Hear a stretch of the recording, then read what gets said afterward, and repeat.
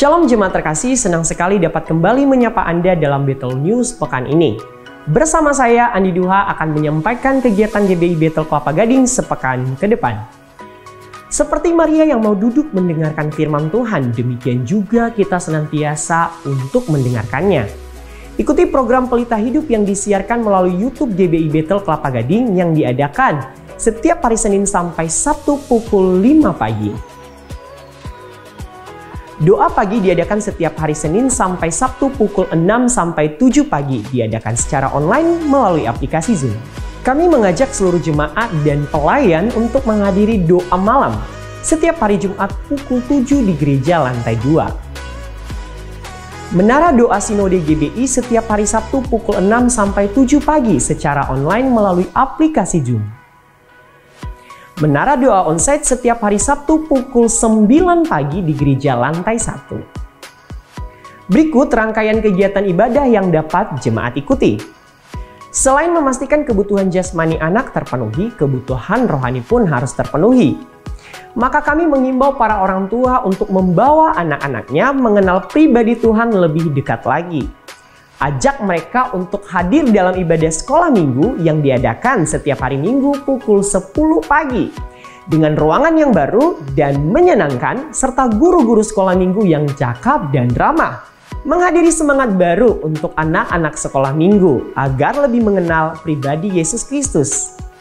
Terlebih di setiap momennya ada saja loh kegiatan yang menarik. Ibadah Bethel Youth dan Bethel Teens Kelapa Gading setiap hari Sabtu pukul 5 sore. Ayo generasi muda datang dan bergabung dalam ibadah ini. Ajak saudara dan sahabat Anda dan marilah alami pertumbuhan iman yang dahsyat dalam komunitas Bethel Teens dan Bethel Youth Kelapa Gading. Kami mengundang kaum wanita untuk menghadiri ibadah WBI Wanita Bethel Indonesia hari Rabu 13 September 2023 pukul 11 pagi secara online melalui aplikasi Zoom. Ibadah akan dilayani oleh PDP Rohana Tirta Jaya. Mari para wanita Bethel hadirlah dalam ibadah ini. Ibadah BSM Bethel Senior Ministry akan diadakan pada Kamis 14 September 2023 pukul 10 pagi secara onsite di Gereja Lantai 2. Ibadah ini akan dilayani oleh Pendeta Jenny Setiawan dengan tema Menjadi Murid yang Setia Sampai Akhir. Untuk itu kami mengundang kepada seluruh oma dan opa hadir dan rasakan lawatan Tuhan bersama-sama.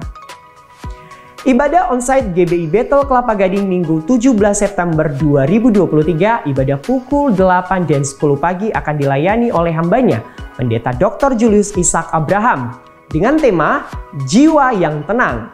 Berikan waktu yang terbaik untuk Tuhan dengan hadir lebih awal sebelum ibadah dimulai. Ayo persiapkan diri kita untuk digitalisasi data jemaat. Bapak Ibu dapat mendaftarkan diri secara online langsung melalui QR Code di depan atau juga dapat mengunjungi booth pendaftaran di lobi lantai 1. Khusus bulan ini, setiap pendaftaran akan mendapatkan merchandise spesial.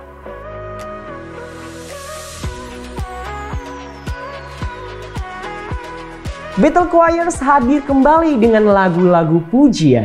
Untuk itu kami mau mengajak Bapak Ibu Saudara untuk ikut bergabung dalam perekrutan personil paduan suara ini. Pelayanan ini akan memeriahkan perayaan Natal tahun 2023 di GBI Bethel Kelapa Gading mendatang. Jika Anda membutuhkan informasi lengkap kegiatan sepekan, dapat melihat di Instagram GBI Bethel Jakarta.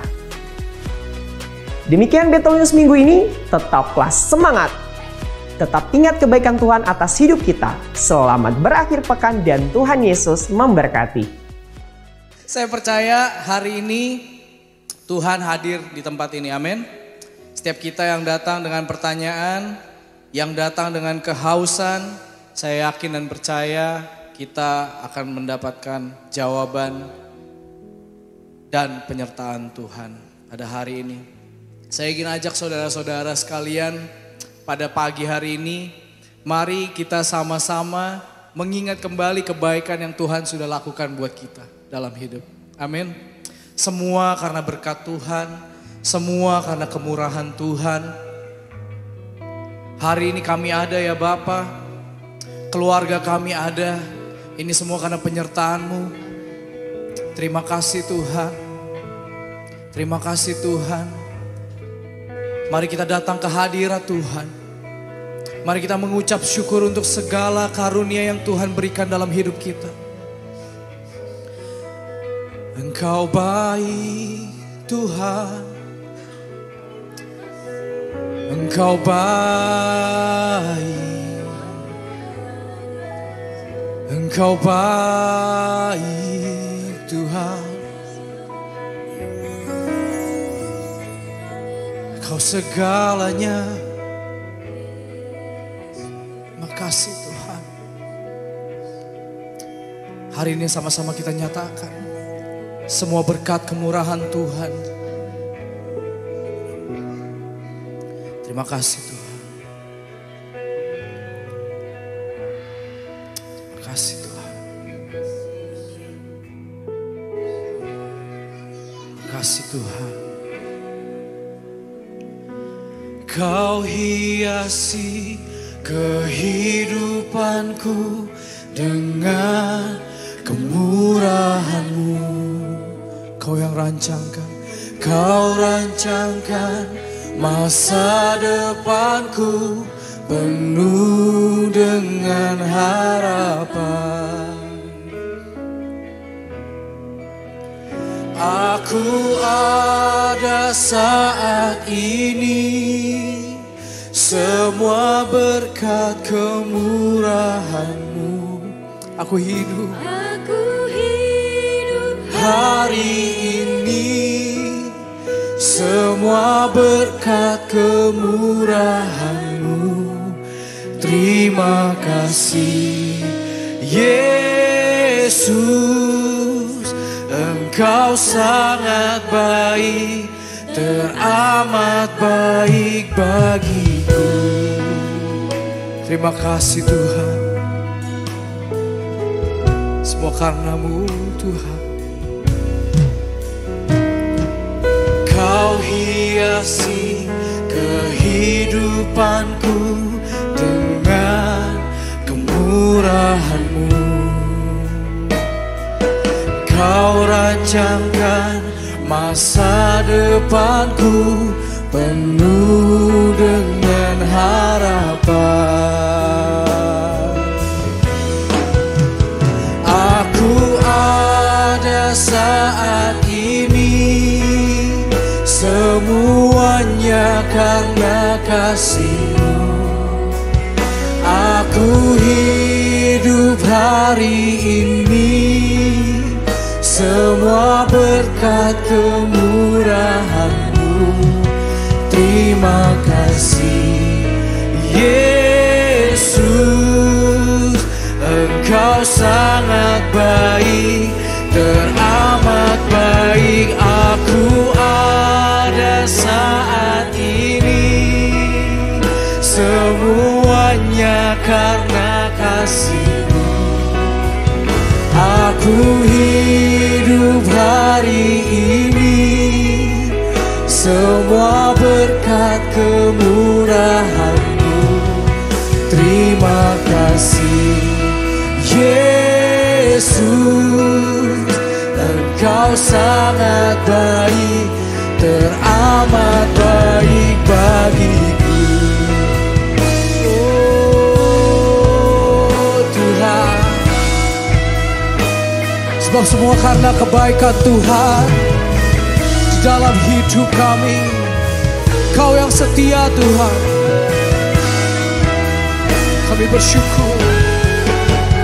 Sama-sama kita nyatakan dengan segenap iman kita. Aku ada saat ini, semuanya karena kasih-Mu. Aku hidup hari ini, semua berkat kemurahan-Mu. Terima kasih Yesus, Engkau sangat baik, teramat baik bagiku.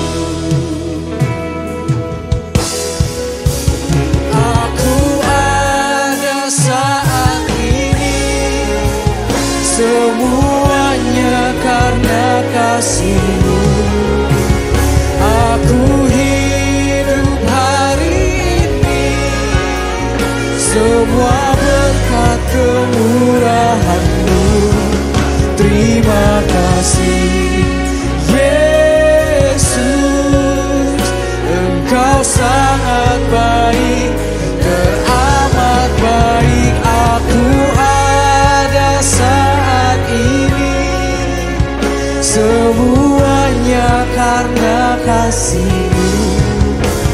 Aku hidup hari ini semua berkat kemurahan-Mu. Terima kasih Yesus, Engkau sangat baik, teramat baik bagiku. Yesus, Engkau sangat baik, teramat baik bagiku.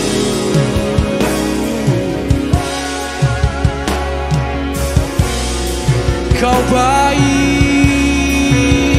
Tuhan. Kami datang menyembah-Mu karena segala penyertaan-Mu. Mari segenap jemaat Tuhan, mari kita datang ke hadirat-Nya. Sembah yang maha kudus, sembah Allah yang hidup. Mari menyembah Dia. Bawa hatimu, Yesus, Kau yang layak Tuhan, Kau yang layak Tuhan.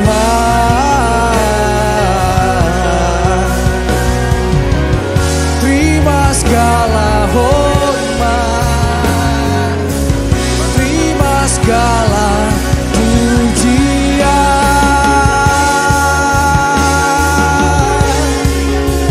Tiada yang lain, tiada yang lain selain diri-Mu, oh Tuhan. Semua karena-Mu Tuhan, semua yang kami miliki, semua dari-Mu Tuhan. Damai sejahtera, keselamatan, semua datang daripada-Mu Tuhan.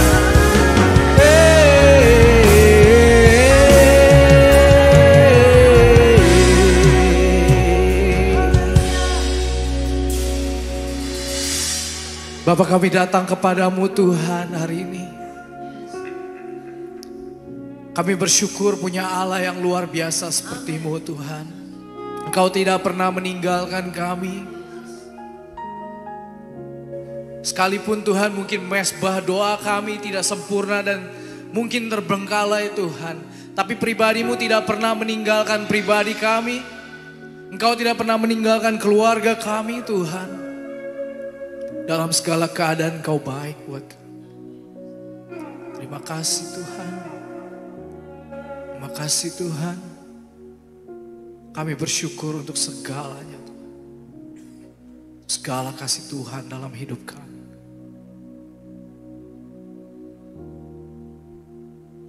Tuhan, terima kasih Tuhan. Kami mau datang dengan segenap hati kami. Kami mau datang dengan segenap jiwa kami karena itulah yang Engkau inginkan. Hari ini Tuhan, dalam waktu yang singkat ini, biar kami Tuhan datang ke hadapan-Mu dengan pribadi yang terbaik. Dengan persembahan yang terbaik. Dengan persembahan yang harum di hadapan-Mu Tuhan. Bapa, hadirlah bagi kami dalam ibadah ini. Biar segala sesuatu yang terjadi Tuhan di tempat ini, semuanya dalam kendali-Mu. Biar segala sesuatu yang terjadi di tempat ini Tuhan, semua karena rahmat dan anugerah. Dan hari ini Tuhan, kami serahkan seluruh ibadah ini. Dari awal hingga akhir Tuhan. Setiap jemaat-Mu Tuhan dari belakang hingga depan. Tidak ada satupun yang terlewati. Tapi semua merasakan kasih. Di dalam nama Yesus Kristus. Setiap kita yang percaya. Setiap kita yang siap untuk menyembah Tuhan Allah yang hidup. Sama-sama kita katakan. Amin. Berikan tepuk tangan buat Tuhan kita Bapak Ibu. Wow, pagi yang segar hari ini. Luar biasa. Mari kita sama-sama bangkit berdiri Bapak Ibu. Ada sukacita di tempat ini, amin. Boleh lihat kiri kanannya. Berikan senyuman, berikan salam, sapaan hangat. Haleluya.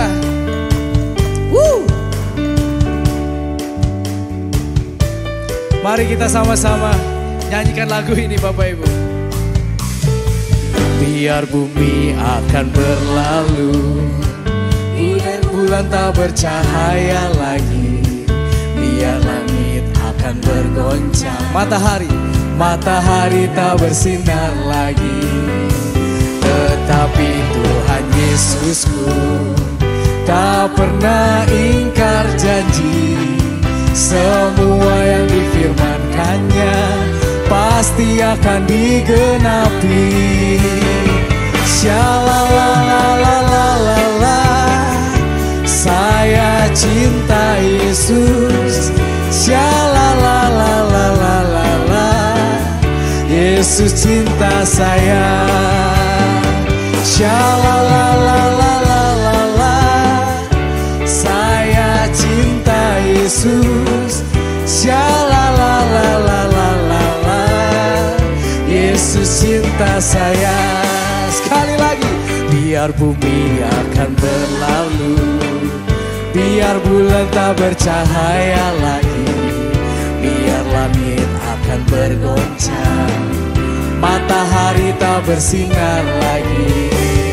Tetapi Tuhan Yesusku tak pernah ingkar janji, semua yang difirmankannya pasti akan digenapi. Sama-sama.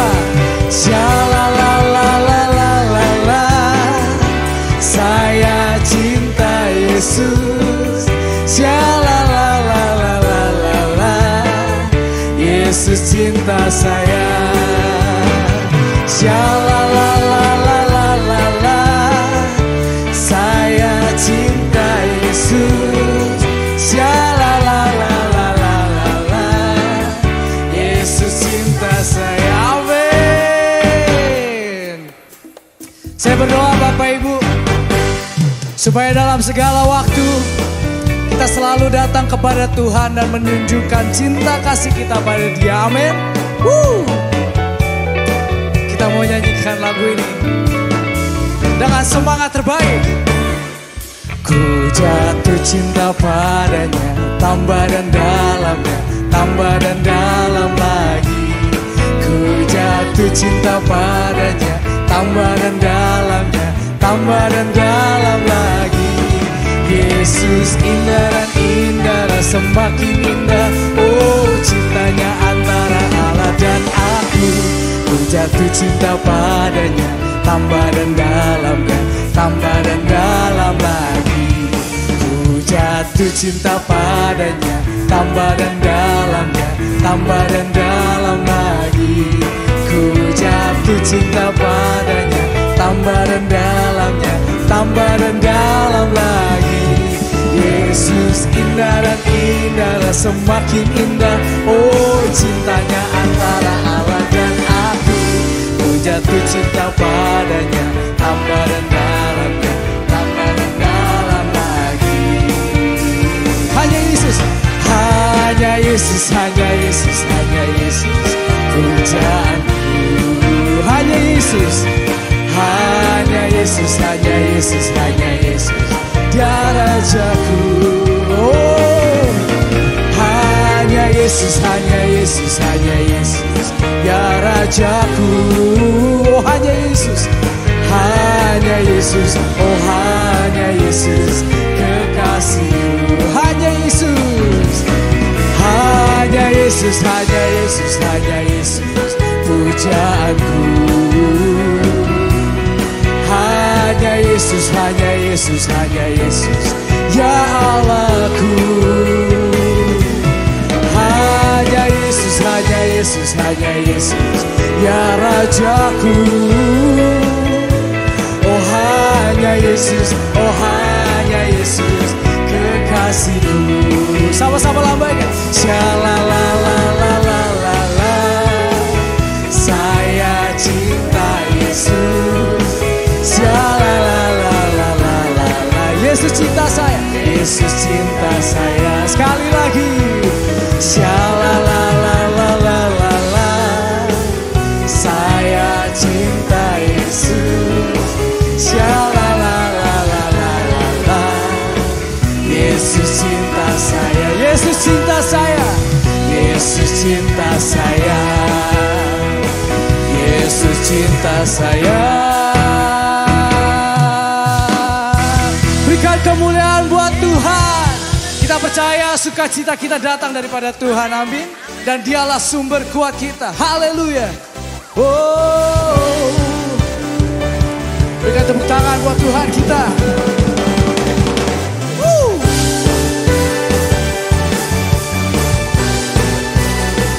Kau besar Tuhan dalam hidup kami. Sama-sama jemaat Tuhan. Ku rasakan sukacitaku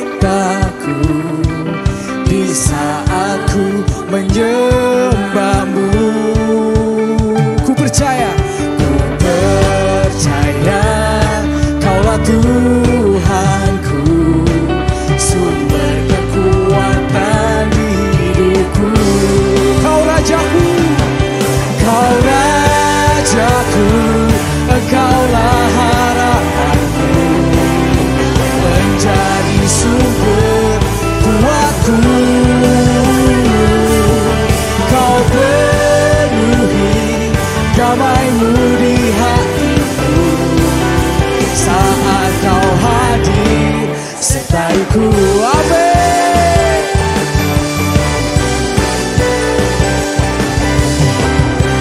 Penyertaan-Mu sempurna Tuhan.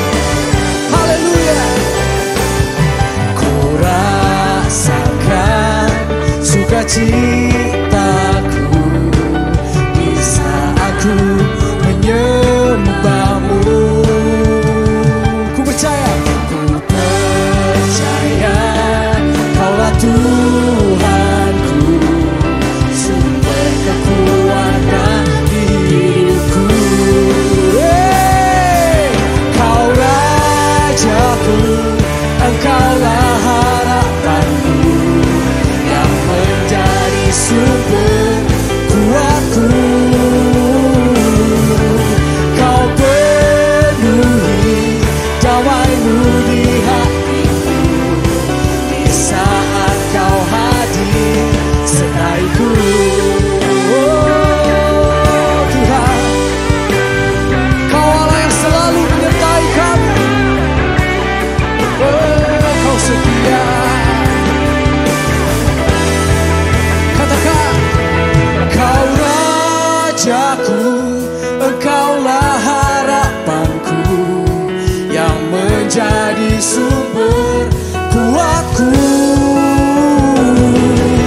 Kau penuhi damai-Mu di hatiku, di saat Kau hadir sertaiku. Kau Rajaku, Engkaulah harapanku, amin, yang menjadi sumber kuatku. Kau penuhi damai-Mu di hatiku, di saat Kau hadir sertaiku. Di saat Kau hadir, di saat Kau hadir sertaiku. Sumber kuatku, sumber kuatku hanya ada di dalam-Mu. Sumber kuatku dalam Yesus. Sumber kuatku hanya ada di dalam-Mu. Sumber kuatku dalam Yesus. Berikan kemuliaan buat Tuhan kita. Haleluya. Kau setia Tuhan, Kau baik. Jemaat Tuhan dipersilakan untuk duduk. Sebelum kita mendengarkan firman Tuhan pada hari ini, mari kita lebih dalam di dalam hadirat Tuhan. Mari kita sama-sama menghadap tahta Allah hari ini. Kita percaya di dalam Tuhan kita dapat tinggal tenang. Karena dialah yang menjadi sumber jawaban setiap kita. Amin. Terima kasih Tuhan.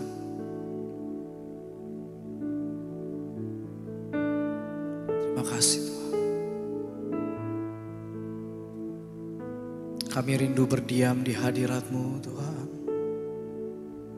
Oh Yesus, Kau yang mendengar segala doa kami. Terima kasih.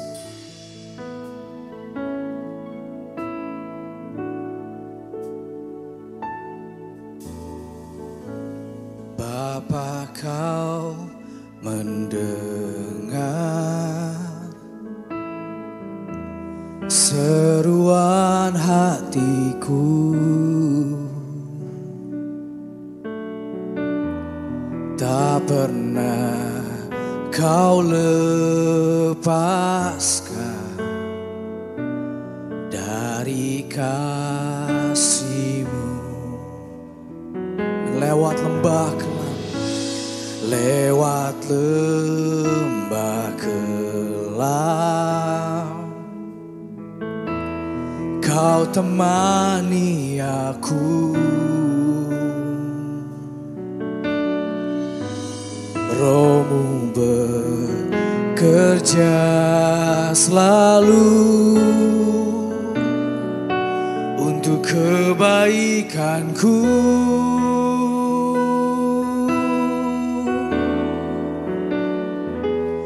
Mengalir kuasa dari tempat maha tinggi, Bapa kekal mulia, Kau hadir di sini, memulihkan hati, menyembuhkan yang terluka. Ku kan tenang bersama-Mu Bapa. Lewat lembah kelam, lewat lembah kelam, Kau yang temani, Kau temani aku. Terima kasih Tuhan. Roh-Mu bekerja selalu untuk kebaikanku.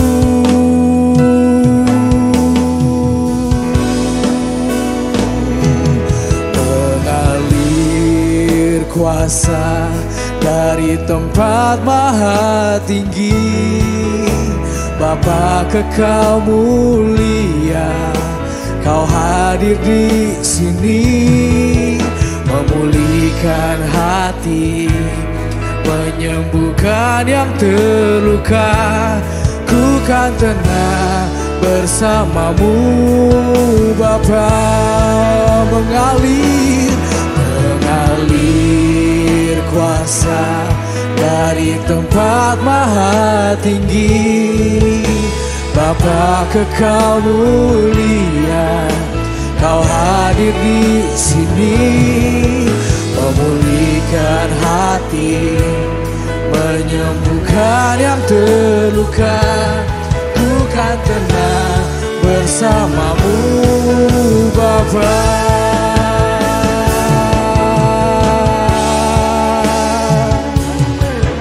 Kami tenang bersama-Mu Tuhan.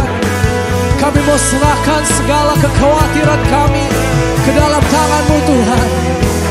Biar Kau yang ubah, Kau yang membentuk Tuhan.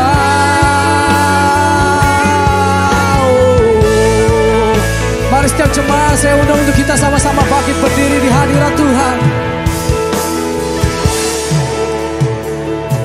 Terima kasih Tuhan. Kami percaya hadirat-Mu ada di tempat ini.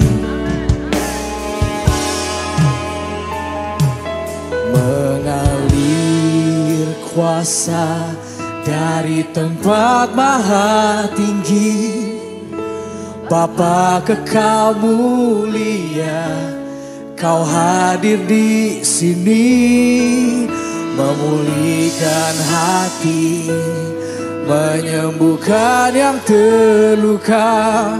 Ku kan tenang bersamamu Bapa. Mengalir kuasa dari tempat maha tinggi. Bapa, Bapa kekal mulia, Kau hadir di sini, memulihkan hati, menyembuhkan yang terluka. Ku kan tenang bersamamu Bapa.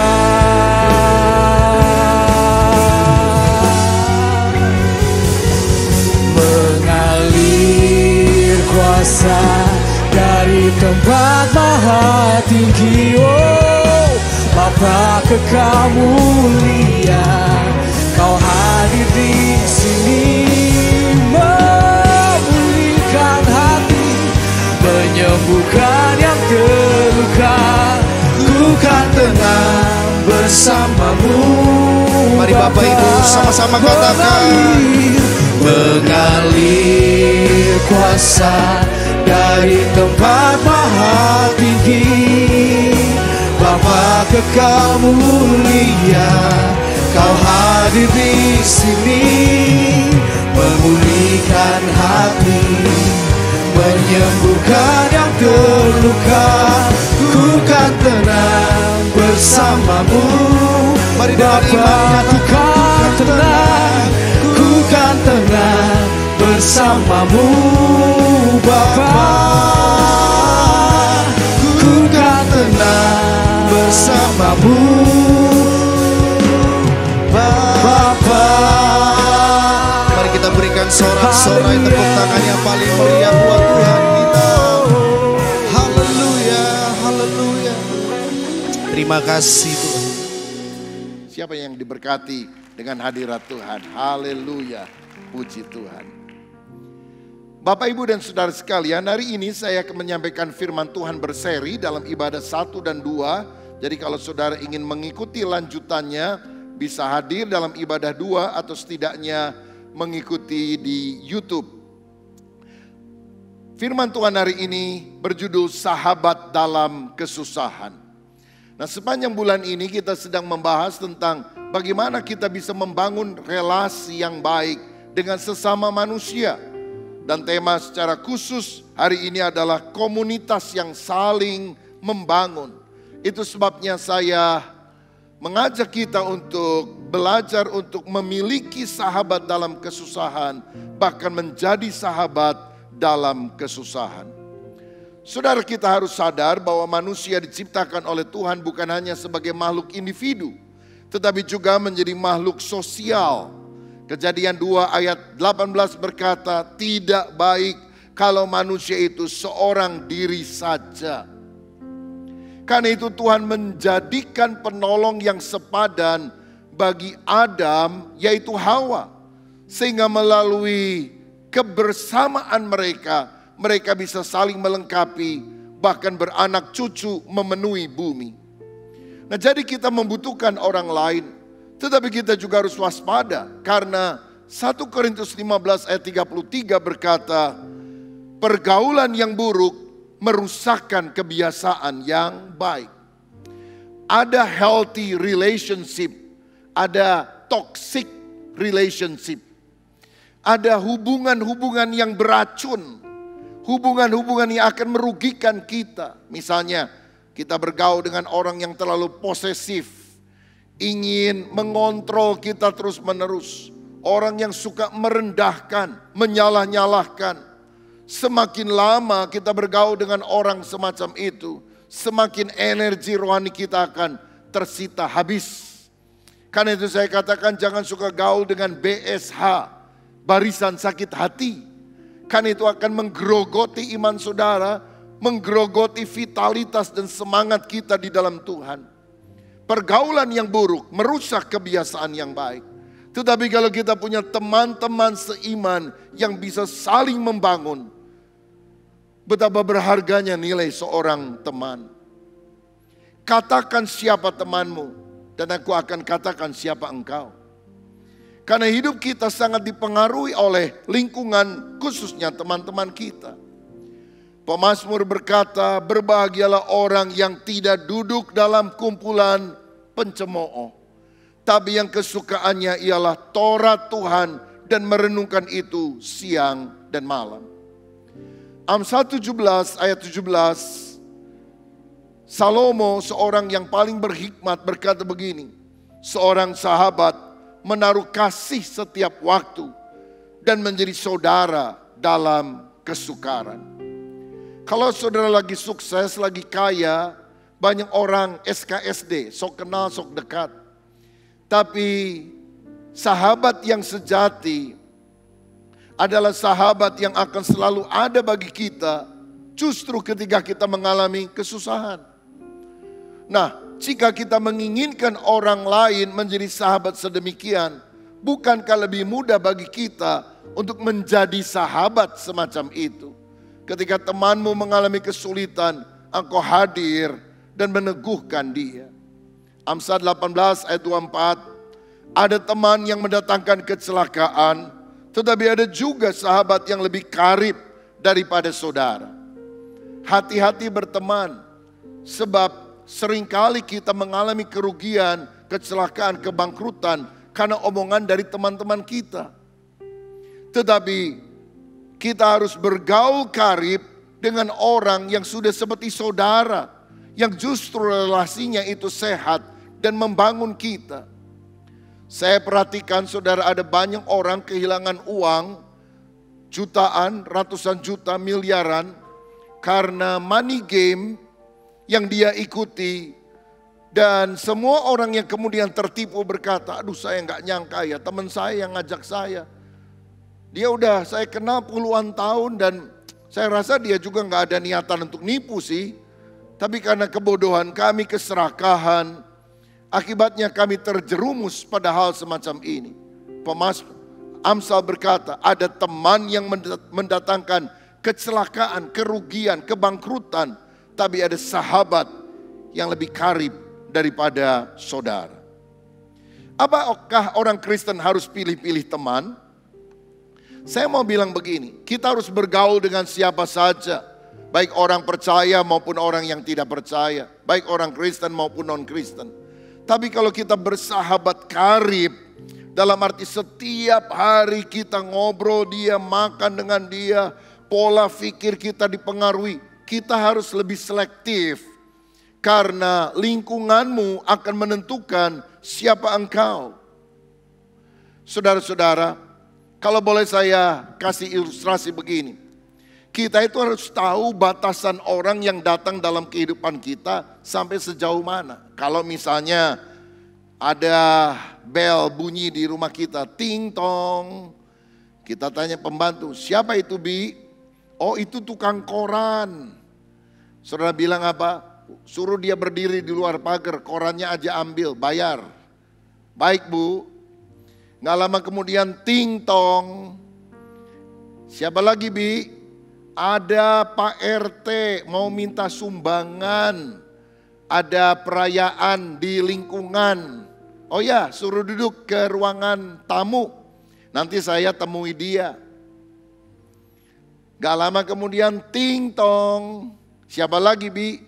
Ada temen nyonya yang suka bareng-bareng kesana kemari tuh. Suka belanja bareng. Oh ya, suruh duduk di ruang keluarga. Sekalian aja deh duduk di ruangan makan. Saya ajak dia makan. Kebetulan ada pete dan jengkol. Dia paling suka makanan itu katanya. Sore ting tong. Siapa lagi Bi?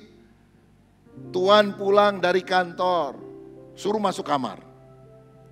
Jadi ada orang yang relasi dengan kita di luar pagar, di ruangan tamu, di ruangan makan, di kamar tidur. Kalau saudara tidak bisa membedakan relasi itu, celaka hidup kita. Ting tong, siapa Bi?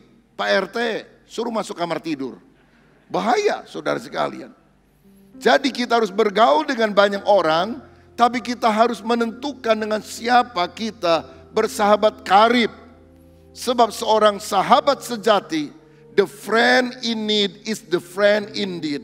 Seorang sahabat sejati adalah sahabat dalam kesusahan.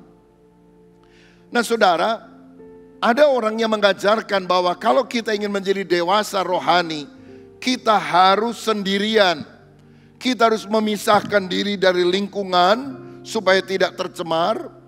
Dan kemudian kita mesti bertapa. Ada pengajaran yang mengajarkan hal semacam itu.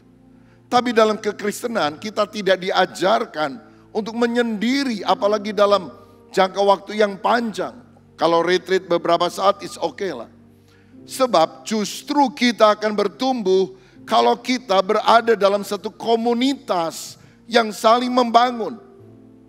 Itu sebabnya mengapa Yesus ketika ada di dunia, dia tidak bertapa, bersemedi, mungkin pergi ke India, ke Gunung Himalaya. Dia tidak lakukan itu. Tetapi dia mengajak 12 orang untuk menyertai dia kemana dia pergi. Dan itulah para murid yang kemudian akan melanjutkan pelayanannya. Karena para murid kemudian mengerti isi hati Yesus, pengajaran Yesus, kehidupan Yesus. Dan mereka memultiplikasikan diri mereka, hidup mereka pada orang-orang yang lain. Saudara-saudara, bukan hanya Yesus. Rasul Paulus kita kenal sebagai seorang pemikir yang luar biasa. Seorang yang sangat independen rasanya. Seorang yang berani menghadapi segala tantangan. Tapi kalau kita baca Alkitab, ternyata dia punya banyak sekali teman sepelayanan. Dan yang luar biasanya, ketika dia ada dalam penjara, dalam kesusahan, karena pemberitaan Injil, teman-temannya tidak kabur meninggalkan dia. Teman-temannya justru mendampingi dia. Itu sebabnya kita perlu belajar mengembangkan persahabatan yang baik dan sikap tolong menolong dalam kehidupan ini. Karena kita yakin hidup kita akan lebih bahagia dan kita akan lebih panjang umur. 1000 teman terlalu sedikit, 1 musuh terlalu banyak. 1 musuh bisa membuat saudara makan tidak enak, tidur tidak nyenyak. Lagi makan tidak bisa tidur, lagi tidur tidak bisa makan. Emang benar saudara. Karena itu milikilah sahabat yang baik, sahabat yang banyak. Saya beberapa waktu lalu ada di Amerika dan saya tidak khawatir karena ketika tiba di Los Angeles ada teman yang jemput saya. Ketika saya tiba di Texas ada teman yang lain juga datang dengan mobilnya. Waktu saya tiba di New York juga ada teman yang menyambut.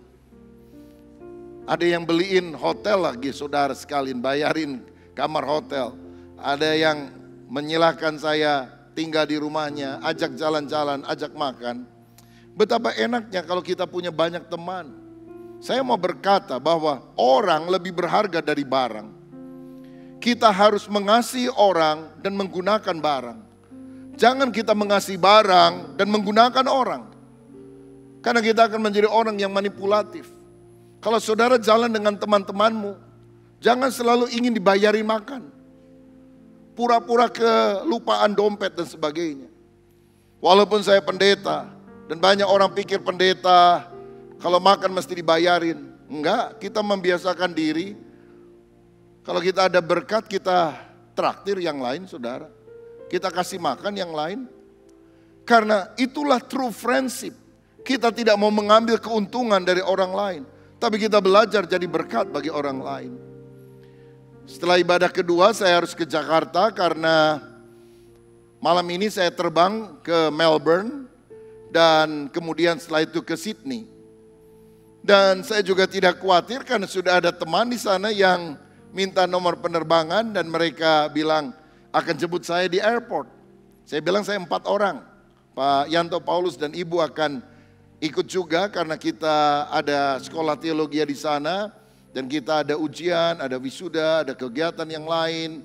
Di Sydney juga ada pelayanan-pelayanan yang kita lakukan. Teman di Sydney sudah bilang, oke, jam berapa nanti nginep di rumah saya. Ada satu teman lain, oke, nginep di rumah dia nggak apa-apa, tapi weekend karena ada banyak pelayanan, kami pesankan hotel untuk Pak Rubin katanya.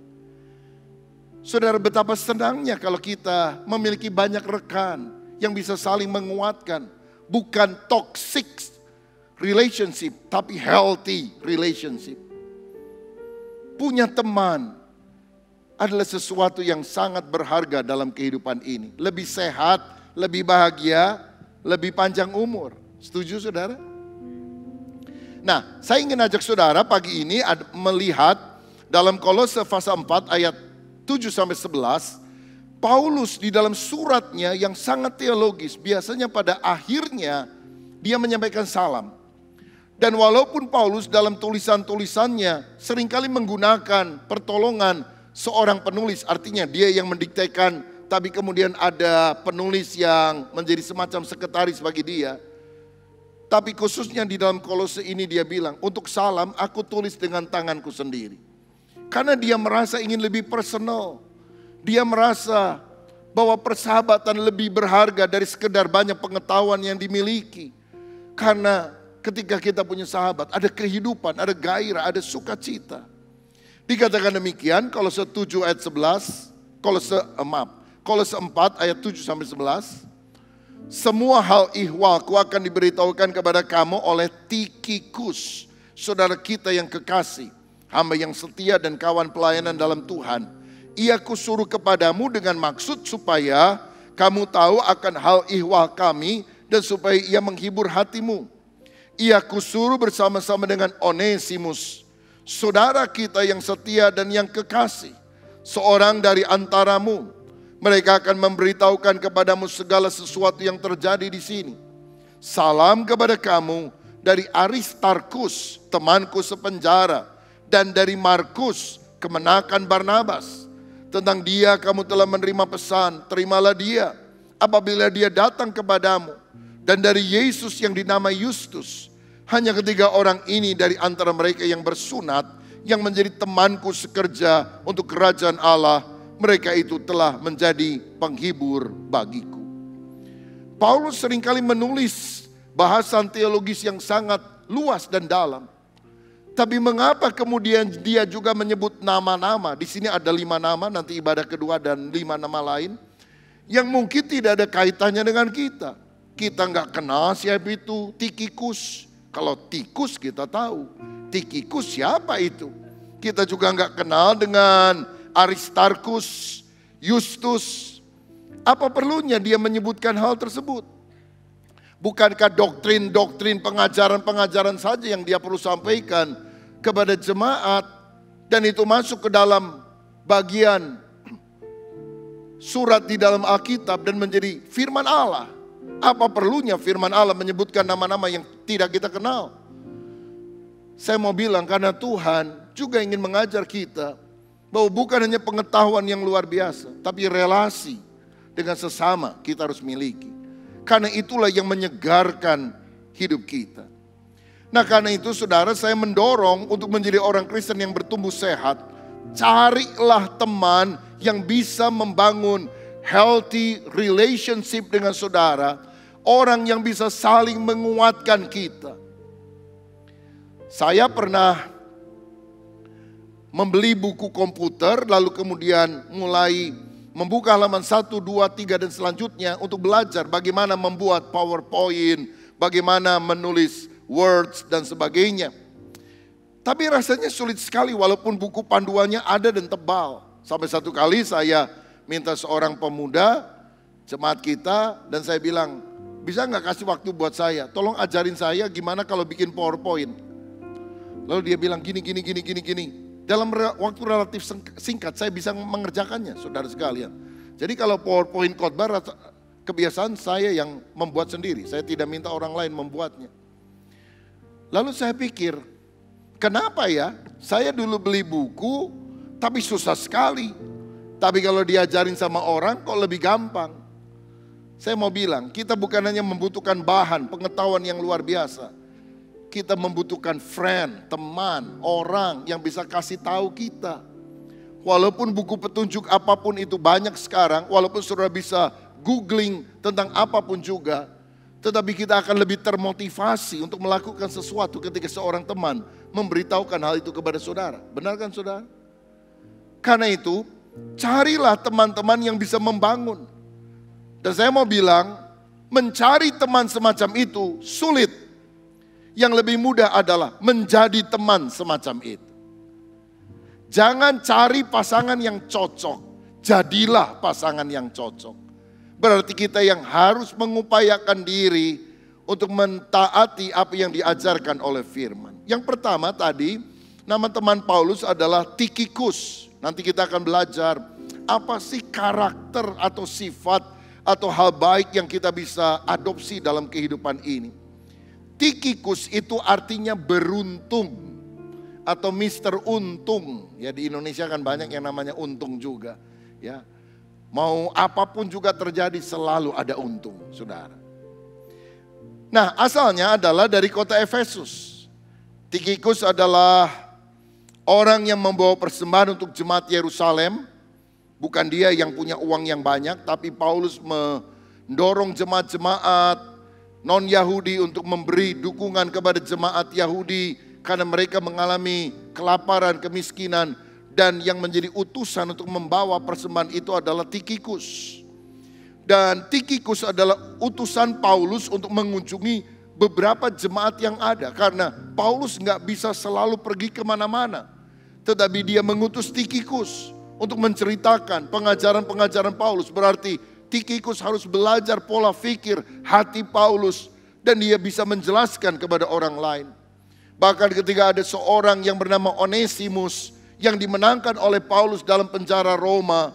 Dan kemudian dia disuruh untuk kembali ke Kolose karena tuannya Filemon pernah dirugikan oleh Onesimus. Dia pernah nyolong, pernah nyuri. Maka Paulus menulis surat Filemon. Dan supaya lebih mantap bukan hanya baca surat. Paulus menyertakan Tikhikus dan berpesan tolong jelaskan agar Filemon menerima Onesimus kembali bukan sebagai budak tapi sebagai saudara seiman. Berarti Tikhikus adalah orang yang bisa memotivasi orang lain. Tikhikus adalah orang yang bisa dipercaya oleh Paulus. Kalau dia ada di jemaat-jemaat, dia membacakan surat Paulus kepada seluruh jemaat yang hadir. Dan mendorong, menyemangati jemaat untuk taat kepada firman. Saudara perlu tahu pada zaman itu belum ada Alkitab. Sehingga tulisan para rasul misalnya Paulus merupakan tulisan sirkuler. Ditulis dengan tangan, belum ada fotokopi, belum ada percetakan. Lalu dibawa oleh seseorang dari gulungan papirus yang ada. Kalau sebelumnya gulungan perkamen, bulu domba. Lalu dibawa, dibacakan. Dan setelah dibacakan mungkin beberapa kali orang mau melihat dan sebagainya. Setelah selesai gulungan itu dikirimkan ke kota yang lain. Dan gulungan dari kota lain, kitab yang lain, surat yang lain dikirimkan ke kota yang sebelumnya. Jadi menjadi surat yang berputar. Tikhikus adalah orang yang membacakan surat Paulus dan menyemangati jemaat. Dia juga menjawab pertanyaan-pertanyaan kalau ada tulisan Paulus yang kurang dipahami oleh jemaat. Dia juga menjelaskan keadaan Paulus yang ada dalam penjara, begini kondisinya. Dan kemudian waktu dia pulang dia membawa kabar kepada Paulus tentang kondisi dari jemaat-jemaat yang dia sudah kunjungi.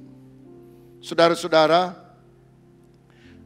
Tikhikus disebut sebagai saudara yang kekasih, hamba yang setia, kawan pelayanan dalam Tuhan. Ini adalah gelar yang sangat luar biasa.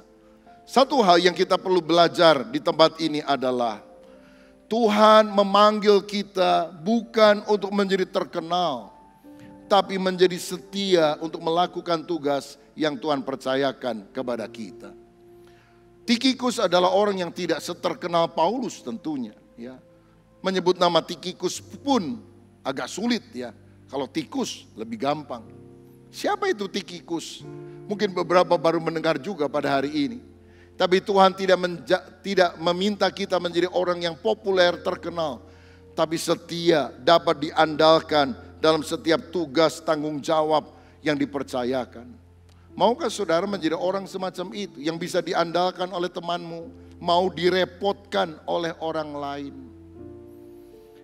Ada orang yang gak mau ganggu orang lain tapi juga gak mau diganggu orang lain. Ada orang yang gak mau ngerepotin orang lain tapi juga gak mau direpotkan oleh orang lain. Padahal hidup itu adalah soal direpotkan dan merepotkan. Tapi harus dimulai dengan hati yang rela. Apakah kita punya teman Yang kalau kita benar-benar sedang repot, kita bisa minta tolong dia nitip belanjaan. Tolong titip ya, kalau kamu belanja sekalian beliin A, B, C, D. Nanti uangnya saya ganti. Oke, gampang. Saudara-saudara, bahkan engkau kalau lagi repot bukan cuma nitip belanjaan, itu mungkin lebih mudah. Nitip anakmu yang masih kecil. Apakah kita punya teman semacam itu? Dan tentu harus dimulai dari kita. Kita yang pertama harus mau direpotkan. Dan kemudian kita bisa saling tolong menolong satu dengan yang lain. Care, kepedulian adalah kuncinya. Saya percaya Tuhan mengajar kita bukan hanya punya hubungan vertikal yang baik dengan dia, tapi juga punya hubungan horizontal dengan sesama. Hidup Kristen akan jauh lebih berbahagia dan menjadi berkat ketika kita peduli memperhatikan orang-orang yang ada di sekitar kita. 1 Korintus 4 ayat 2 berkata, yang akhirnya dituntut dari pelayan-pelayan yang demikian ialah bahwa mereka ternyata dapat dipercayai. Pelayanan yang paling dibutuhkan di mata Tuhan bukan cuma hebat khotbah, terkenal di mana-mana, tapi bisa diandalkan, bisa dipercayai, bisa diandalkan untuk menolong orang-orang di dalam kehidupan. Maukah kita menjadi orang semacam itu? Punya care kepada orang lain, rela menolong, rela membantu, karena itulah ciri kita murid Kristus. Saling mengasihi satu dengan yang lain. Ini bisa sangat dipraktekkan di dalam kelompok-kelompok sel ketika kita mempedulikan teman-teman kita. Berbahagialah saudara yang tergabung dalam komsel, yang belum saya dorong supaya saudara memiliki komunitas yang saling membangun. Yang kedua, teman Paulus disebutkan namanya adalah Onesimus. Onesimus itu artinya berguna, useful. Dalam Filemon 1 ayat 10-12 dikatakan, aku Paulus mengajukan permintaan kepadamu mengenai anakku yang kudapatkan selagi aku dalam penjara, yakni Onesimus. Dahulu memang dia tidak berguna bagimu, tetapi sekarang sangat berguna baik bagimu maupun bagiku. Dia kusuruh kembali kepadamu, dia yaitu buah hatiku. Onesimus itu budak yang mencuri uang atau hartanya Filemon yang tinggal di kota Kolose, lalu melarikan diri jauh sekali sampai ke Roma. Dan rupanya dia ditangkap di penjara, saudara, masukkan penjara di kota Roma, dan ketemu sama Paulus. Ini ada blessing in disguise, ada berkat melalui kesulitan yang ada. Karena ternyata ketika dia ketemu Paulus, ditanya, loh kamu ini dari mana? Saya dari Kolose. Kamu kerja di mana di sana? Di rumah Filemon. Loh ngapain kamu ada di sini? Saya lari pak, nyolong lagi. Loh aku kan pernah tinggal di rumah Filemon. Kamu masih ingat saya enggak? Iya saya pernah lihat bapak. Cuma kan saya budak gak berani deket-deket. Lalu Paulus menginjili sampai akhirnya dia bertobat. Disebut sebagai anakku, anak rohaninya. Bahkan Onesimus, si mantan maling ini, budak yang gak ada harganya pada waktu itu disebut sebagai buah hatiku. Dia sangat berguna menolong Paulus dalam penjara. Tapi dia sadar bahwa ini adalah budaknya Filemon, temannya. Disuruhnya dia pergi kembali ke Kolose, didampingi oleh Tikhikus supaya Filemon menerima kembali, supaya akhirnya berdamai. Dan Paulus bilang, ada bagusnya kamu terpisah sementara daripada Filemon, yaitu supaya kamu bisa bertobat mendengar Injil. Saya percaya di balik hal-hal yang buruk dalam kehidupan ini ada rencana Tuhan yang indah. Ada orang bangkrut, itu hal yang buruk. Tapi gara-gara dia bangkrut, dia ketemu sama Tuhan.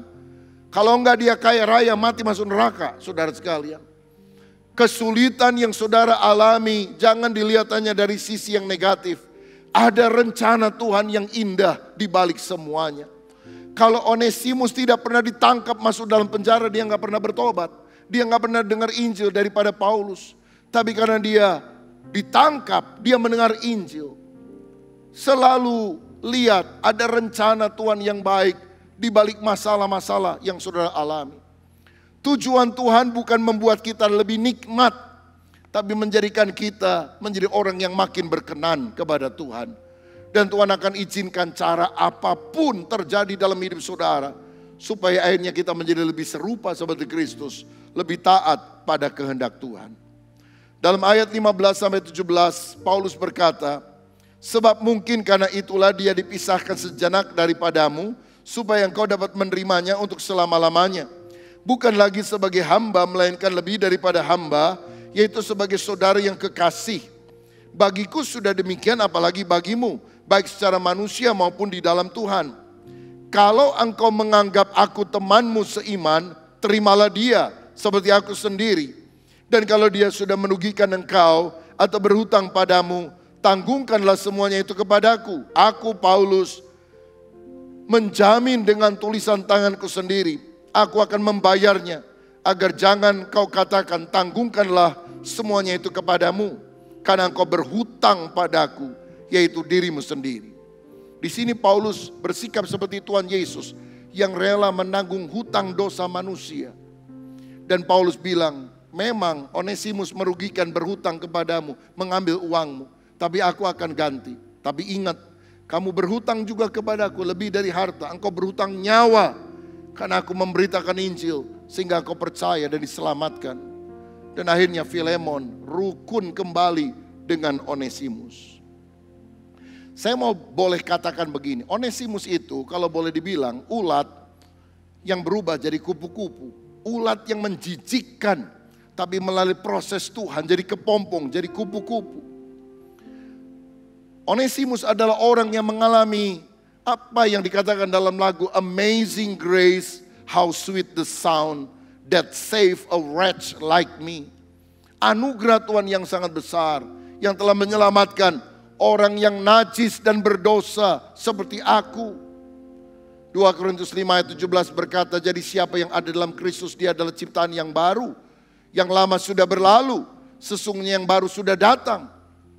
Mantan maling berubah jadi seorang hamba Tuhan yang saleh. Karena Ignatius di kemudian hari menulis dalam tulisannya bahwa Onesimus ini akhirnya menjadi uskup di kota Kolose. Bayangkan, mantan budak, mantan maling, kemudian menjadi saudara seiman di rumah Filemon di kota Kolose, dan di kemudian hari dia menjadi uskup di Kolose. Saya mau bilang, seburuk apapun masa lalu saudara, kalau engkau berjumpa dengan Kristus, Tuhan memiliki masa depan yang baik untuk diri kita. Lebih baik mantan maling daripada mantan pendeta, saudara. Lebih baik punya masa lalu yang buruk, tapi kemudian Tuhan mengubah menjadi baru. Walaupun engkau pernah mengalami hal-hal yang buruk di waktu yang lalu, jangan engkau minder, karena Tuhan tidak selalu korek masa lalu. Dia punya rencana yang indah bagi kita di masa yang akan datang. Karena itu jadilah orang yang diubahkan oleh Tuhan, dan bantulah orang lain juga untuk berubah. Milikilah teman-teman yang hidupnya sudah dirubah oleh Kristus. Dan biarlah hidup saudara juga menjadi orang yang dirubah oleh kuasa salib Kristus, sehingga kita menolong orang lain juga untuk berubah dalam kehidupan ini. Jangan sama seperti dulu. Saya percaya kalau kita ketemu Yesus, hidup kita sungguh-sungguh berubah menjadi manusia baru dalam Kristus. Kalau saudara bergaul erat terus-menerus dengan orang yang tidak mau hidupnya diubah oleh Kristus, itu akan menjadi toxic relationship. Hubungan yang akan meracuni hidupmu, imanmu. Tapi kalau seburuk apapun masa lalu orang atau masa lalu kita, ketika kita mau diubah oleh kuasa salib Kristus, yang lama sudah berlalu, yang baru sudah datang. Hidup kita disucikan menjadi indah di dalam Tuhan, karena kita adalah orang yang dikasihi oleh Tuhan. Yang ketiga, saudara sekalian, nama yang lain yang muncul adalah Aristarkus. Dikatakan, dan salam dari Aristarkus, yaitu teman sepenjara. Teman sepenjara dari Paulus. Aristarkus ini berasal dari Tesalonika, dan dia setia kepada Paulus. dia dipenjarakan bersama-sama dengan Paulus di kota Efesus. Dia pernah karam kapal bersama Paulus dalam perjalanan ke Roma. Jadi begini, ketika Aristarkus lihat, ini bapak tua satu ini, Paulus. Ini hikmat Allah mengalir dalam hidupnya. Kuasa Allah memakai hidupnya untuk melakukan banyak tanda ajaib mujizat. Dan penginjilan yang dilakukan membuahkan hasil. Tapi dia tentu perlu teman untuk bisa mendampingi di dalam pelayaran yang ada. Dan Aristarkus mengikatkan diri kepada Paulus. Kemanapun Paulus pergi, dia mendampingi. Angkat tasnya, bereskan mungkin jubahnya. Dan lakukan hal-hal sederhana dalam kehidupan supaya Paulus bisa melayani dengan lebih baik. Saudara-saudara, dia kemudian yang luar biasa ketika Paulus di penjara. Dia bilang, saya juga Kristen. Saya juga memberitakan ini sama Paulus. Saya penjara aja sekalian sama Paulus. Dia nggak lari ketika Paulus ditangkap. Karena dia pikir kasihan kalau Paulus dalam penjara sendirian. Biar aku di penjara bareng-bareng supaya aku bisa dampingi dan tolong dia. Wah, susah punya teman seperti ini. Rela membela kawan, rela melayani. Saudara-saudara, kita nggak terlalu mengenal dia sebagai pengkhotbah yang dahsyat luar biasa, penulis kitab dalam Alkitab. Tapi dia seorang di belakang layar yang mendampingi seorang pelayanan hamba Tuhan. Sehingga pelayanan hamba Tuhan itu menjadi maksimal. Paulus menyebut dia temanku sepenjara. Saya teringat ada seorang di Amerika namanya Chuck Colson. Dia pernah dimasukkan dalam penjara karena skandal Watergate yang pernah menggoncangkan Amerika dari presiden, siapa waktu itu ya? Dari presiden Amerika yang lalu, saudara sekalian, Nixon ya, Presiden Nixon. Dan kemudian Chuck Colson juga masuk dalam penjara. Tapi di penjara itulah dia sadar bahwa orang-orang sangat membutuhkan penghiburan dari orang lain. Dia lihat banyak orang di penjara, jarang sekali dikunjungi oleh keluarganya. Orang tidak peduli. Dan bahkan orang bertambah jahat di sana. Dia kemudian memulai apa yang namanya prison fellowship. Persekutuan penjara. Jadi kemudian setelah dia keluar, dia bertobat, dia berubah. Dia balik lagi ke penjara untuk melayani orang-orang dalam penjara. Dan prison fellowship ini sekarang sudah tersebar ke ratusan negara di dunia. Hampir seluruh dunia punya pelayanan ke dalam penjara. Karena ayat yang mengubah hidupnya, dia baca Aristarkus adalah teman sepenjara bersama dengan Paulus. Dan dia dipenjara bukan karena kejahatannya. Dia masuk ke penjara karena dia ingin membagikan berita Injil dan menolong orang lain. Saya pernah mengunjungi Olmos Prison yang ada di Argentina. Itu penjara utama di Buenos Aires. Kira-kira 3.000 orang yang dipenjara di sana. Sangat padat sekali, saudara. Tapi saya perhatikan, ada hamba-hamba Tuhan yang rela masuk ke penjara itu, jadi sipir penjara, supaya mereka bisa menginjili dari satu sel ke sel yang lain. Pada orang-orang di sana banyak yang jahat-jahat, pembunuh, okultisme dan sebagainya. Tapi dia layani, satu demi satu orang dimenangkan. Waktu saya kunjungi, saya mendapat kabar bahwa ada hampir 1.500 orang bertobat menerima Yesus sebagai Tuhan dan Juru Selamat. Dan mengadakan ibadah-ibadah di dalam penjara. Dan luar biasanya orang di luar penjara juga ikut kebaktian di dalam penjara pada hari Minggu, termasuk saya, saudara sekalian. Jadi mereka mengadakan ibadah dan kita masuk di penjara itu karena merasakan hadirat Tuhan, firman Tuhan yang luar biasa di sana. Dan di sana mereka buat sekolah Alkitab, 4 tahun belajar jadi sarjana teologi. Karena banyak yang di penjara 20 tahun, 15 tahun, jadi ikut 4 tahun sekolah Alkitab gak jadi masalah, saudara sekalian. Keluar dari penjara jadi hamba Tuhan. Ini prison fellowship, melakukan hal semacam itu. Nah, kita perlu belajar dari orang seperti Aristarkus. Seorang yang rela melayani, setia kawan, membela ketika gereja, hamba-hamba Tuhan dibicarakan oleh orang lain secara negatif. Dia akan klarifikasi, dia akan jelaskan.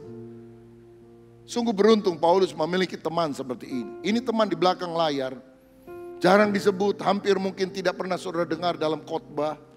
Tapi ini orang-orang yang luar biasa. Yang rela melayani dan membela para hamba-hamba Tuhan di dalam kesulitannya. Mungkin orang melupakan dia, tapi Tuhan mengingat namanya. Namanya masuk di dalam Alkitab. Saya percaya ini adalah perhatian Tuhan yang luar biasa. Sehingga kenapa dalam tulisan Paulus yang begitu teologis dimasukkan beberapa nama yang mungkin tidak ada kaitan dengan kita, tapi ternyata ini menjadi teladan untuk kita. Kita harus belajar punya hati seperti Aristarkus ini. Yang keempat adalah Markus, itu nama yang disebutkan. Markus adalah kemenakan Barnabas. Markus yang masih muda diajak melayani dalam pekabaran Injil pertama ketika Paulus dan Barnabas memberitakan Injil. Tapi kemudian Markus muda sadar melayani itu sulit. Sehingga ketika mereka sampai di kota Perga dan mereka akan melanjutkan ke daerah lain yang lebih dalam, dia melihat ada kapal yang akan pergi bertolak ke Yerusalem. Dia lari, saudara, walaupun dilarang oleh Paulus, dilarang oleh Barnabas, dia lari kembali ke Yerusalem, ketemu dengan mamanya, Maria, rupanya dia anak mami, saudara sekalian.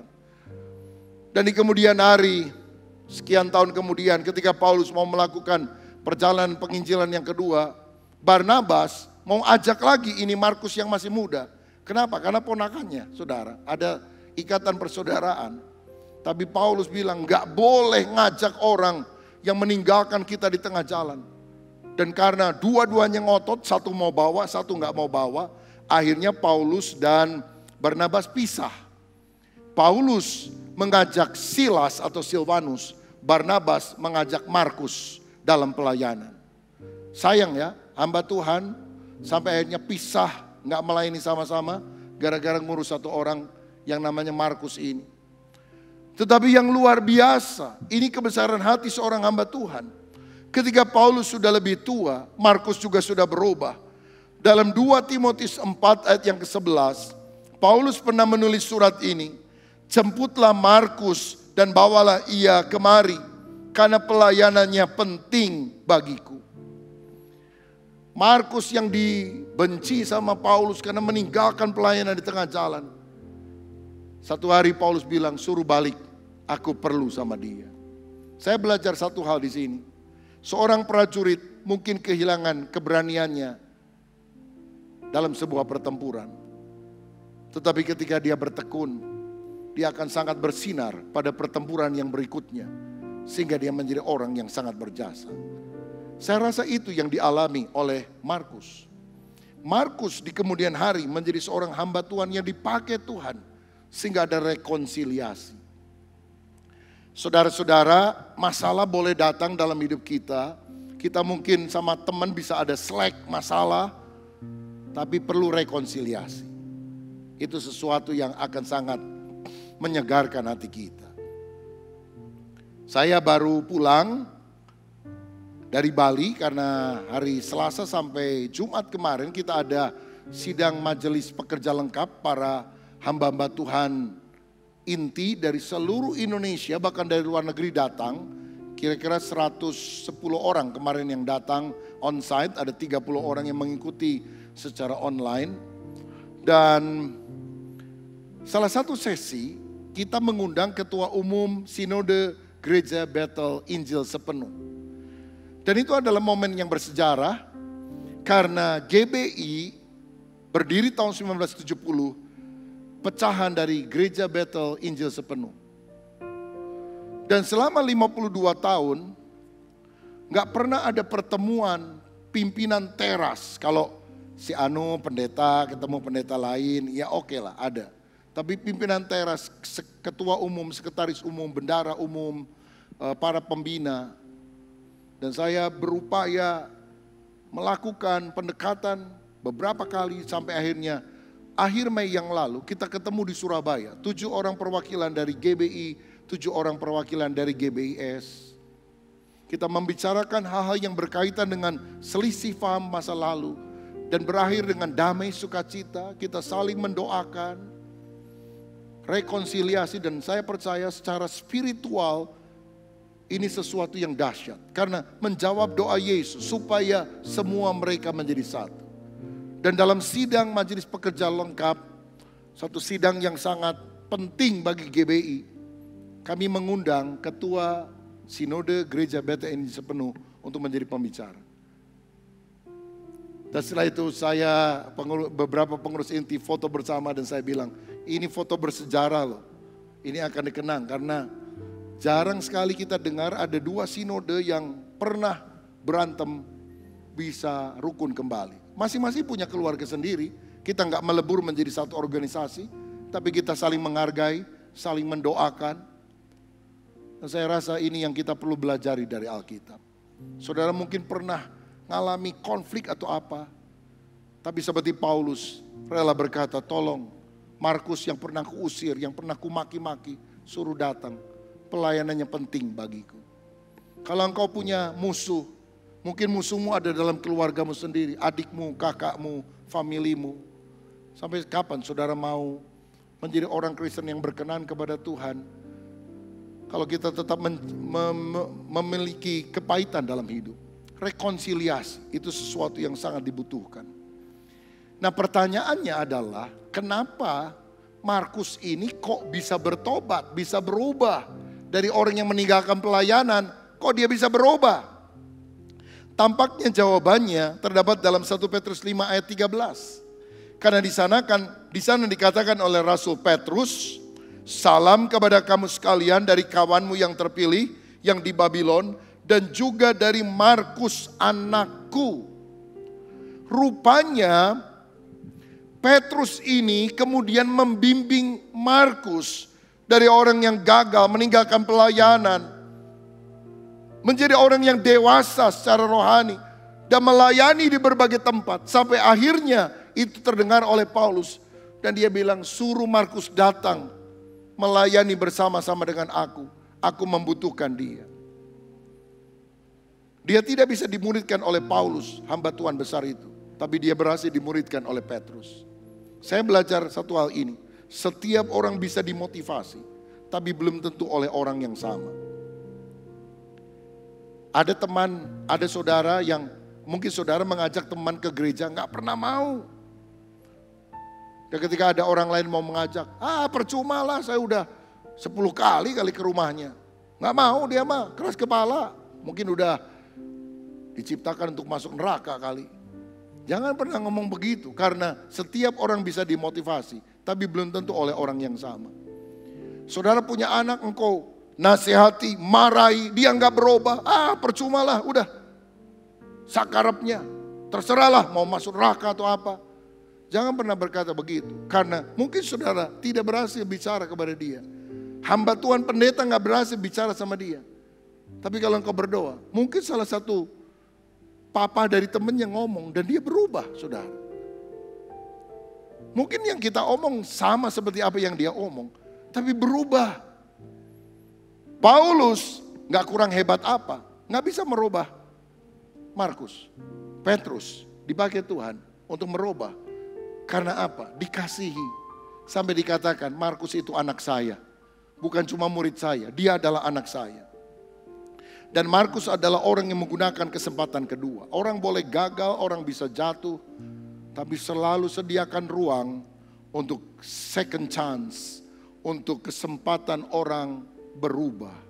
Galatia 6 ayat 1 berkata, saudara-saudara, kalaupun seorang kedapatan melakukan suatu pelanggaran, maka kamu yang rohani harus memimpin orang itu ke jalan yang benar dalam roh lemah lembut, sambil menjaga dirimu sendiri supaya kamu juga jangan kena pencobaan.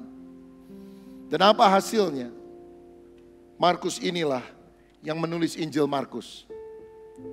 Kalau dia kecewa, kepahitan sama Paulus dan tidak ada orang yang mendukung dia seperti Barnabas dan kemudian seperti Petrus yang membimbing dia sampai dewasa rohani, kita nggak akan punya Injil Markus, saudara sekalian.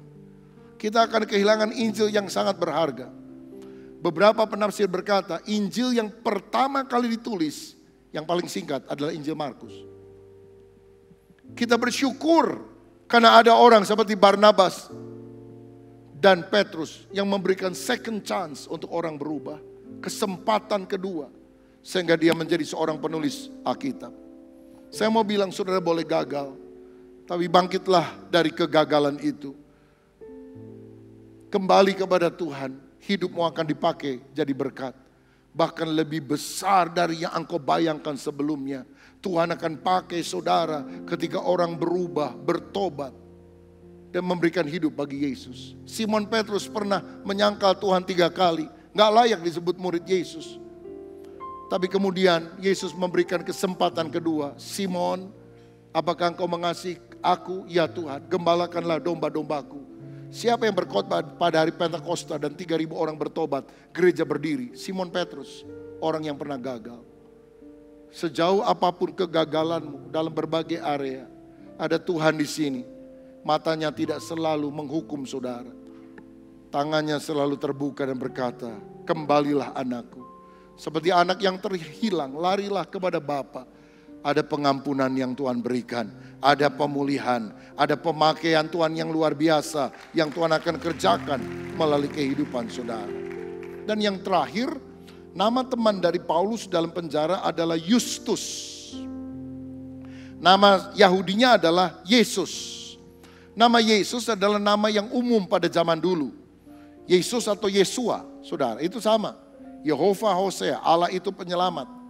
Nama itu nama umum, tapi setelah Yesus bangkit naik ke sorga, kelihatannya orang agak lambat laun, agak jarang menggunakan nama Yesus. Karena mereka merasa hidup mereka tidak identik dengan Yesus yang begitu suci dan sempurna. Tapi zaman itu saudara, masih ada orang yang namanya, masih banyak orang yang namanya Yesus. Dan dia digelari sebagai Justus. Supaya waktu ngomong Yesus nggak dihubungkan dengan dia. Tapi waktu ngomong Yesus, orang tahu yang dimaksudkan adalah Yesus Kristus. Begitu. Justus itu artinya benar. Dia adalah teman yang membawa kita pada jalan yang benar. Jangan berteman dengan orang yang membawa saudara pada jalan yang sesat. Ketiga orang ini, Aristarkus, Markus, Justus, adalah orang bersunat, orang Yahudi. Yang menjadi teman sekerja untuk kerajaan Allah dan menjadi penghibur bagiku. Saudara, ini ayat tadi ya, dikatakan di dalam Kolose pasal yang keempat tadi, ayat yang ke-11. Dan dari Yesus yang dinamai Justus, hanya ketiga orang ini dari antara mereka yang bersunat, yang menjadi temanku sekerja untuk kerajaan Allah. Mereka ini telah menjadi penghibur bagiku. Justus dan dua temannya yang lain disebut sebagai penghibur, orang yang memberikan penghiburan bagi Paulus ketika dalam penjara. Kata Yunani yang digunakan untuk penghibur adalah paragoria. Dan paragoria itu adalah istilah medis untuk obat penenang. Jadi kalau orang gelisah dikasih obat penenang sehingga dia menjadi rileks, menjadi tenang. Paulus bilang, Justus seperti obat yang menenangkan hatiku, menenteramkan kegelisahan hidupku. Karena dia selalu memberikan penghiburan. 1 Tesalonika 5 ayat 11 berkata, karena itu nasihatilah seorang akan yang lain, dan yang saling membangunlah kamu seperti yang memang kamu lakukan. Saudara-saudara, Justus adalah orang yang selalu menguatkan temannya ketika temannya berkecil hati. Jangan dipikir bahwa Paulus adalah orang yang tidak pernah sekalipun mengalami kegoncangan hati karena dia seorang hamba Tuhan yang super. Pendeta juga manusia, saudara. Kadang-kadang bisa lemah, kadang-kadang rasa sendiri. Dan dia membutuhkan penghiburan. Ingat ketika Yesus ada di Taman Getsemani, dia bilang hatiku sangat sedih, seperti mau mati rasanya. Tinggallah berjaga-jaga dengan aku 1 jam saja. Yesus dari sisi manusiawi menyadari, walaupun dia adalah sang juru selamat, dia tetap membutuhkan teman. Kalau Tuhan aja butuh teman, kalau Paulus butuh teman, siapa kita yang merasa hidup, bisa hidup sendiri? Jangan mengunci diri di kamar ketika saudara mengalami kesulitan.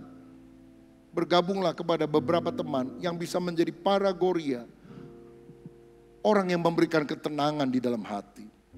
Kalau ada orang yang berkecil hati, saudara mesti bangkit, menasehati, menguatkan mereka. Jadilah encourager, orang yang memberi semangat kepada orang-orang lain.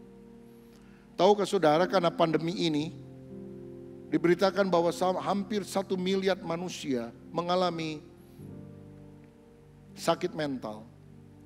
Mereka mengalami masalah dalam masalah kesehatan mental.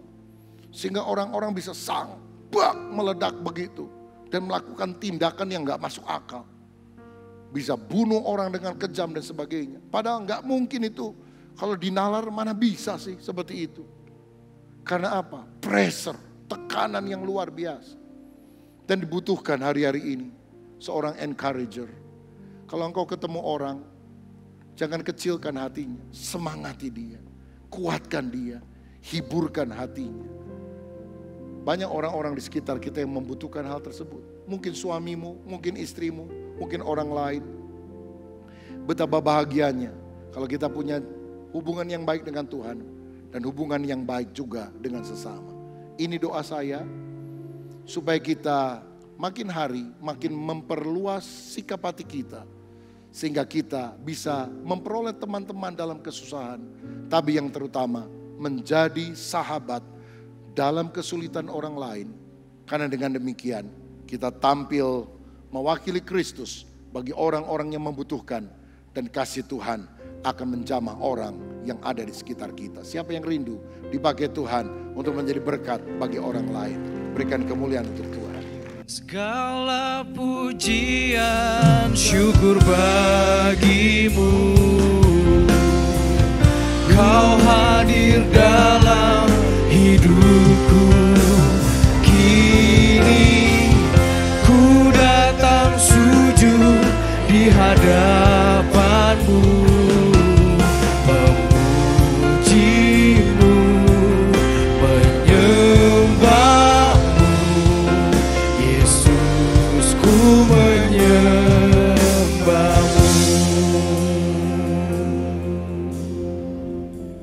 Segala puji dan syukur kami naikkan bagimu ya Tuhan.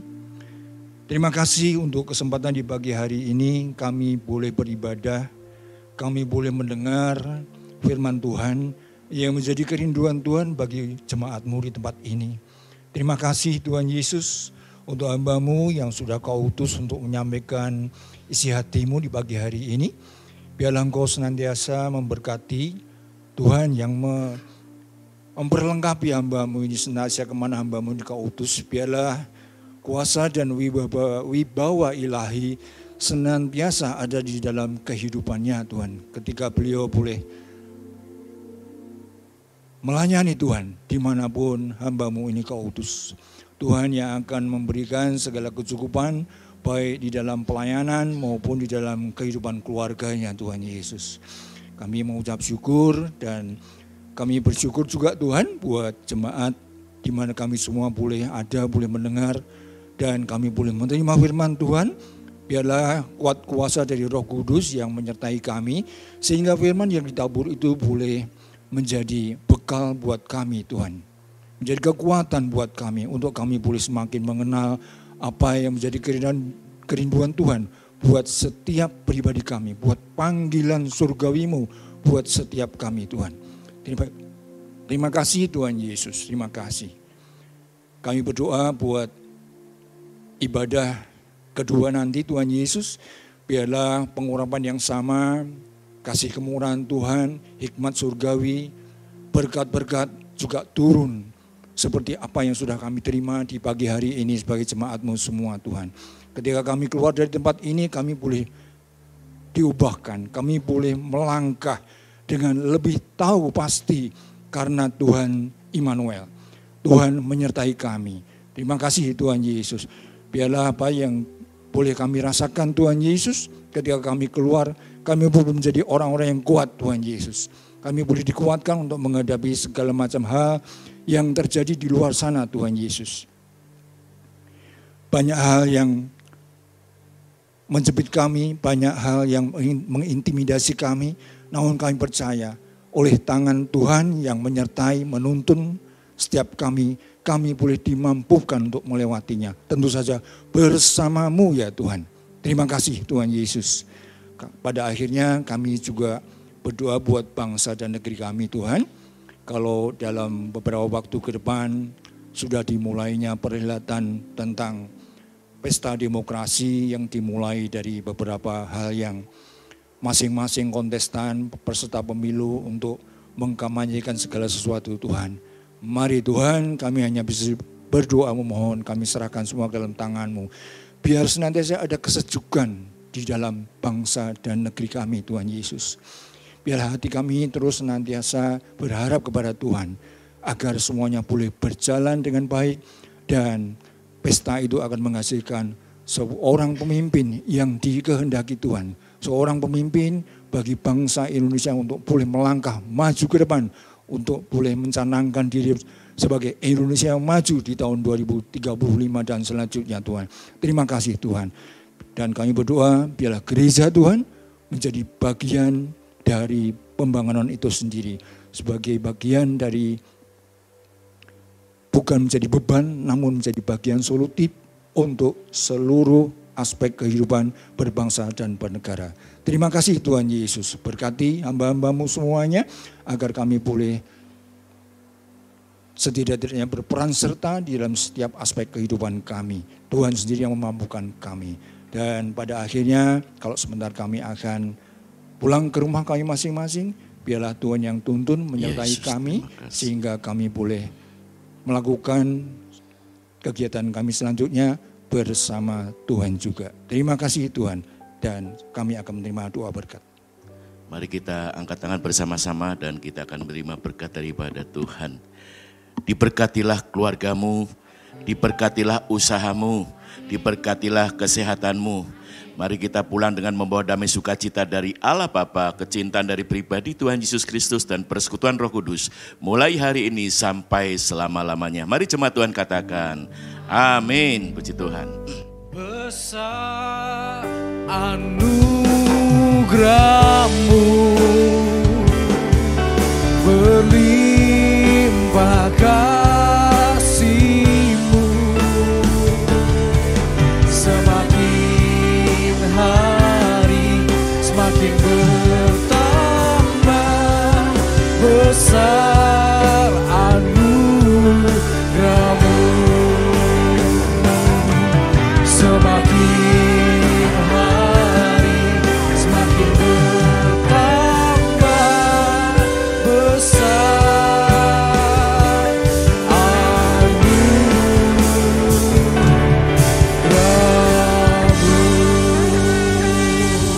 Terpujilah nama Tuhan, syukur bagimu Tuhan.